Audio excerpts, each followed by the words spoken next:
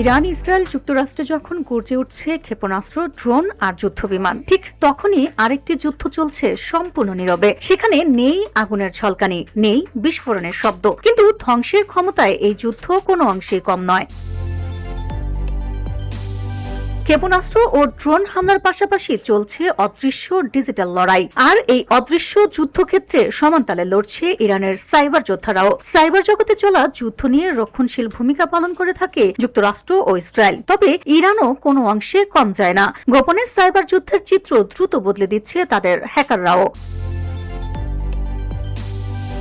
সম্প্রতি মার্কিন চিকিৎসা প্রযুক্তি প্রতিষ্ঠান স্ট্রাইকারের উপর বড় ধরনের সাইবার হামলার ঘটনায় নতুন করে আলোচনায় এসেছে ইরানের হ্যাকাররা। বিবিসি ও আইরিশ টাইমস সূত্রে জানা যায়, স্ট্রাইকারের উপর চালানো সাইবার হামলাকে এ পর্যন্ত ইরানের করা সবচেয়ে বড় ক্ষতিকর হামলা বলে বিবেচনা করা হচ্ছে।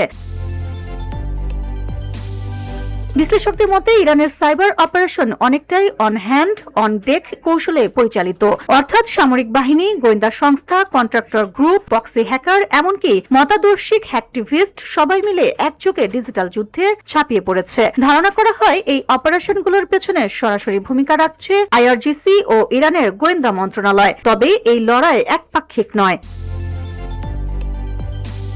যুদ্ধের ময়দানে সৈন্যরা ট্রিগারে আঙুল রাখে, আর এই যুদ্ধে ইরানের সাইবার যোদ্ধারা আঙুল রাখছে কিবোর্ডে। অদৃশ্য এই ডিজিটাল ছায়াযুদ্ধ মধ্যপ্রাচ্যের সংঘাতকে নিয়ে যাচ্ছে নতুন এক ভয়ঙ্কর উচ্চতায়। VOD Bangla news desk.